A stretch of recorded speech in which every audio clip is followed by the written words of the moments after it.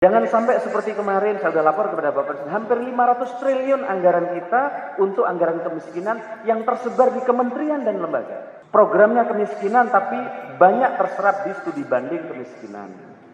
Ya, banyak rapat-rapat tentang kemiskinan. Ini saya ulangi lagi, menirukan Bapak Presiden, dan banyak untuk program-program yang terkait dengan studi-studi dan dokumentasi tentang kemiskinan. Sehingga dampaknya kurang.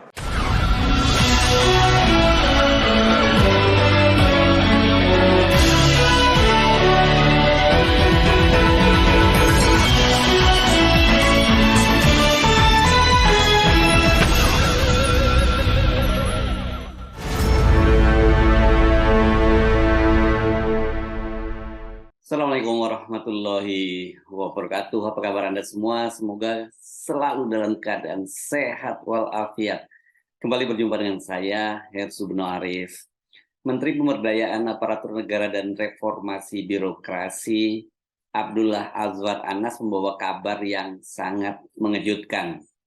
500 triliun anggaran untuk pengentasan kemiskinan bukan habis dibagikan untuk rakyat miskin, itu malah habis digunakan untuk berbagai rapat-rapat di hotel dan studi banding. Anda nggak salah dengar ini, angkanya saya sudah baca ulang-ulang dan saya juga mendengar pidatonya sendiri, itu angkanya disebut memang 500 triliun. Ini angka yang fantastis ya. Dana itu tersebar di berbagai departemen dan lembaga pemerintah. Abdullah Azwar Anas mengungkapkan data tersebut itu dalam sosialisasi peraturan Menteri PAN RB, ini adalah Pemberdayaan Aparatur Negara dan Reformasi Birokrasi nomor 1 tahun 2023 tentang jabatan fungsional, itu yang berlangsung di Jakarta hari Jumat kemarin, tanggal 27 Januari 2023.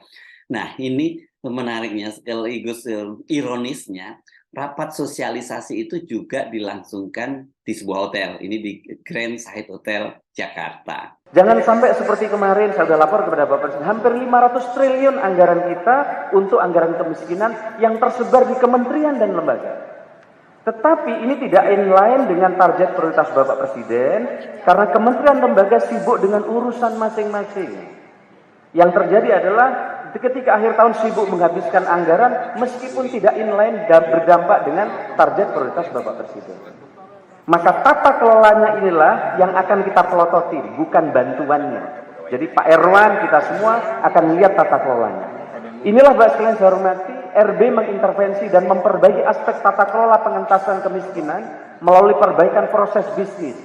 Probisnya gimana?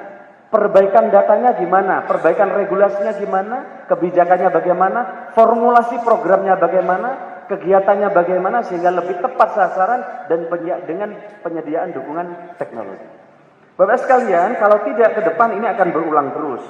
Programnya kemiskinan tapi banyak terserap di studi banding kemiskinan. Ya, banyak rapat-rapat tentang kemiskinan. Ini saya ulangi lagi, menirukan Bapak Presiden, dan banyak untuk program-program yang terkait dengan studi-studi dan dokumentasi tentang kemiskinan. Sehingga dampaknya kurang. Di luar rapat dan studi banding, Menpan RB sebelumnya juga menyinggung kebiasaan departemen dan lembaga yang selalu menggunakan konsultan dalam menyusun anggaran dan proyek-proyeknya.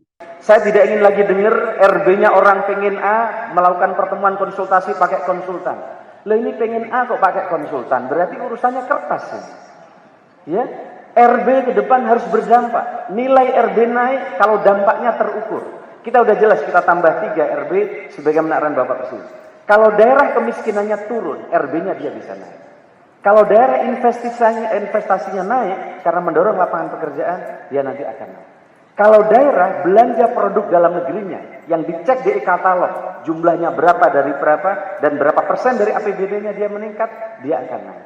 Begitu juga kalau penanganan inflasinya bagus, sebagian arahan Bapak Presiden, ke depan RB-nya naik. Sekali lagi teman-teman dari kabupaten seluruh Indonesia, untuk RB-nya naik tidak harus mengundang konsultan, rapat di hotel-hotel yang supaya nilai RB-nya naik. RB itu dampak, bukan administrasi dan bukan tumpukan kertas. Saya jadi merenung ya, Menteri PAN dan Reformasi Birokrasi ini pasti tidak asal bicara. Pasti dia punya data yang cukup valid. Angka 500 triliun itu angka yang sangat besar. Saya beri Anda perbandingan ya. pada APBN tahun 2023 saja yang sudah disepakati antara pemerintah dengan DPR itu dipatok 3.061 triliun. Jadi kalau angka 500 triliun tadi itu kira-kira ya 16% dari APBN. Dan itu habis hanya untuk rapat dan studi banding. Jadi dan untuk rakyat miskinnya mana? Pak Menteri Penertiban Aparatur Negara ini memang tidak menyebut apakah angka 500 triliun itu dalam satu tahun anggaran atau dalam masa berapa lama, itu tidak dijelaskan.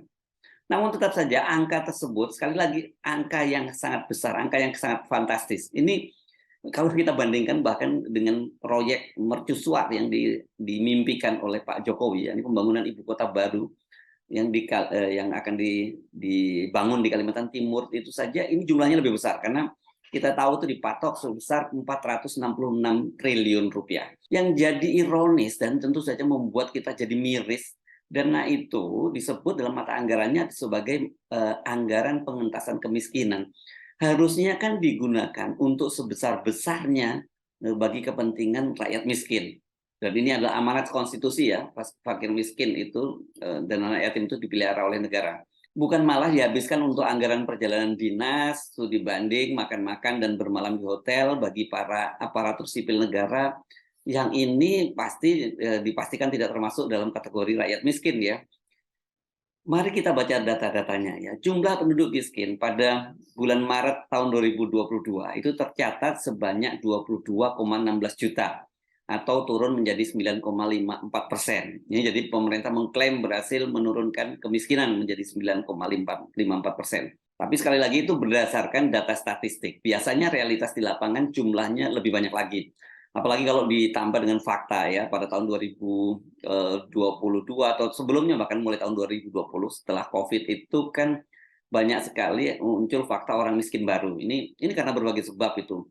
Antara lain yang disebut near poor atau yang hampir miskin itu tiba-tiba menjadi miskin. Kemudian ada juga yang miskin karena kena pemutusan hubungan kerja ya. Karena belakangan ini saya membaca di media itu banyak sekali pabrik-pabrik yang mem-PHK karyawannya, termasuk juga ini perusahaan-perusahaan startup atau unicorn yang sering dibanggakan oleh Pak Jokowi ya. Bukan hanya melakukan PHK, tuh bahkan banyak sekali perusahaan yang menawarkan pabriknya dan kemudian berencana untuk menutup pabriknya karena memang resesi ekonomi. Jadi kalau balik lagi kita ke angka 500 triliun tadi, itu kalau dibagikan secara merata ke semua rakyat miskin ya, tadi dengan jumlah yang total disebutkan tadi ya, itu totalnya sekarang sekitar 22,16 juta jiwa, itu mereka akan mendapat bagian itu rata-rata itu per kepala itu 22, juta rupiah. Kalau dalam satu keluarga misalnya ada 4 orang saja, ini mereka bisa jadi kaya mendadak. Oke lah, itu kan bukan cara yang baik ya, bagi-bagi duit dalam jumlah yang besar gitu ya, dan itu nggak mungkin dilakukan karena BLT saja kan juga jumlahnya berapa, 300.000 rupiah. Masa ini orang miskin dibagi 22,7 juta per kepala gitu ya. Mari kita bayangkan uang itu dibagikan sebagai modal kerja untuk pelaku UMKM yang ini biasa dilakukan oleh Pak Jokowi ya. Kalau Pak Jokowi misalnya jalan-jalan ke daerah atau bahkan menyelenggarakan di istana mengundang para pedagang kecil, itu kan Pak Jokowi membagikan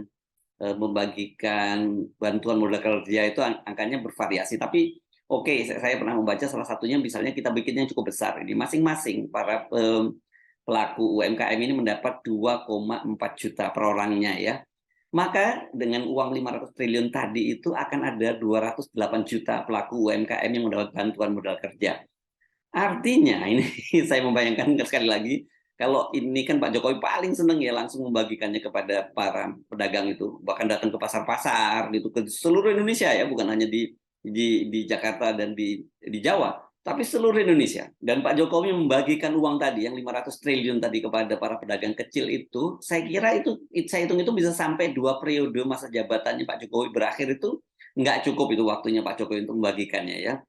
Mudah-mudahan saja Pak Menteri Penertiban Aparatur Negara dan Reformasi Birokrasi ini salah hitung, atau saya yang salah hitung. Coba Anda bantu saya ya angkanya. Tapi ini tentu aja karena kan angkanya mesti fantastis karena memang dana dana anggaran 500 triliun yang digunakan untuk pengentasan kemiskinan dan bukan salah sasaran sih, ini sengaja disalah sasarkan, ini sangat besar. Sekali lagi gini deh, yang paling mudah memang kalau kita jadi pembanding adalah pembangunan ibu kota baru yang dirancang oleh Pak Jokowi. Ini dengan 500 triliun tadi itu Pak Jokowi nggak perlu repot-repot mencari dan mengundang investor yang sampai sekarang nggak datang-datang juga itu ya. Pak Jokowi kan sudah keliling bertemu dengan para pengusaha, bahkan setiap kali ada tamu asing selalu ditawari untuk investasi di ibu kota baru. Bahkan kemudian pemerintah juga baru sekarang ini kan merencanakan untuk merevisi undang-undang ibu kota baru yang memberikan kemudahan para investor untuk menanamkan modalnya di sana di ibu kota baru itu dengan kepemilikan dengan sertifikat yang panjang hak guna bangunan dan bahkan kemudian belakangan ini diusulkan menjadi hak milik. Itu jadi pemerintah nggak perlu melakukan repot-repot itu, DPR juga nggak perlu merevisi itu. Selain mau mengundang investor yang nggak datang-datang juga kan pemerintah ini juga merencanakan untuk melego atau setidaknya menyewakan perkantoran pemerintah yang ada di Jakarta ya untuk membiayai pembangunan ibu kota baru tadi. Cukup efisienkan saja birokrasi, hampir semua kebutuhan pembangunan itu bisa terpenuhi. Mulai dari pembangunan infrastruktur, itu jalan, jembatan, bendungan, rumah sakit dan lain-lain. Itu bisa dipenuhi. Itu baru dari satu mata anggaran saja ya, pengentasan kemiskinan yang angkanya sudah sampai 500 triliun tadi. Padahal kan kita tahu begitu banyak mata anggaran pemerintah dan bagaimana perilaku dari aparatur sipil negara kita ya. Apakah dari tadi itu yang kasus pada dana pengentasan kemiskinan tadi itu termasuk dalam kategori korupsi? Secara hukum mungkin tidak ya, karena mereka ini kan para aparatur sipil negara ini sudah terlatih lah untuk mengakali aturan lah, bisa dibuat lah tadi itu disebut studi banding, kan itu ada SPJ-nya, ada yang bisa dipertanggungjawabkan, kemudian untuk studi banding mereka nginep di hotel, atau mereka bikin seminar di hotel, mengundang para konsultannya harus dibayar, dan kemudian juga ASN dari daerah-daerah itu kemudian mendapat SPJ. Anda mungkin nggak percaya dalam prakteknya ya, SPJ itu Anda jangan bayangkan itu orang misalnya dari Sumatera ke Jawa, enggak. Bahkan dari satu kota ke kota sebelahnya saja, misalnya katakanlah begini, untuk di Jakarta itu cukup dilakukan di Depok atau Bekasi, itu udah dapat SPJ gitu ya. Atau saya pernah tahu langsung juga ini Pemprov di Jawa Barat misalnya, itu dia menyelenggarakannya di sebuah hotel gitu di ujung jalan tol Cilenyi karena itu udah masuk Sumedang kalau tidak salah seingat saya. Jadi itu sudah masuk dalam kategori dia mendapatkan SPJ. Yang begini-begini mereka jago lah ya. Jadi walaupun ini mungkin secara legal formal itu tidak masuk korupsi, tapi ini adalah termasuk dalam kategori perilaku yang korup. Baru nanti kalau akan masuk dalam kategori korupsi, jadi temuan itu kalau dari seminar-seminar yang diadakan di hotel-hotel itu, ASN yang mengurusnya atau kuasa pengguna anggarannya itu mendapat cashback, dan saya kira itu praktik yang lazim, apalagi kalau kemudian berlangganan dengan satu hotel tertentu. Begitu juga dengan pengadaan ada dana lagi cashback dari pengadaan-pengadaan lainnya itu ya, berkaitan dengan rapat-rapat dan studi banding tadi, termasuk juga mengundang para konsultan. Dari satu data yang disodorkan oleh Menteri Pemberdayaan Aparatur Negara dan Reformasi Birokrasi saja ya, ini kita itu ya, ini tadi pengentasan kemiskinan, kita bisa mendapat gambaran betapa bobroknya birokrasi kita. Makanya kita tidak terlalu kaget ketika Jaksa Agung ST Burhanuddin dalam rapat koordinasi inspektorat yang dilaksanakan oleh Kementerian Dalam Negeri ini pekan yang lalu juga, pekan ini hari Rabu kemarin ya, menyatakan hakul yakin itu tidak ada satupun Pemda yang tidak korupsi. Pernyataan Jaksa Agung ini menjadi sangat kontradiktif dan dengan harapan dari Menteri Dalam Negeri Tito Karnavian ya, agar aparat penegak hukum tidak menyelidiki atau memanggil kepala daerah. Tito khawatir kepala daerah itu takut mengambil kebijakan dan pembangunan di daerah itu akan jadi terhambat. Dan yang rugi katanya itu juga rakyat nantinya. Kalau lihat data yang disodorkan oleh Pak Menteri PAN tadi, Pak Abdullah Azwar Anas, dan keyakinan Jaksa Agung tidak ada Pemda yang tidak korupsi, Anda masih yakin bahwa penegakan hukum yang dilakukan oleh aparat penegak hukum kita yang juga diakui oleh Jaksa Agung tidak bersih itu akan merugikan rakyat, atau sebenarnya ini membuat takut para pejabat untuk korupsi? Saya Herzbun Arif, Sampai jumpa lagi. Wassalamualaikum warahmatullahi wabarakatuh.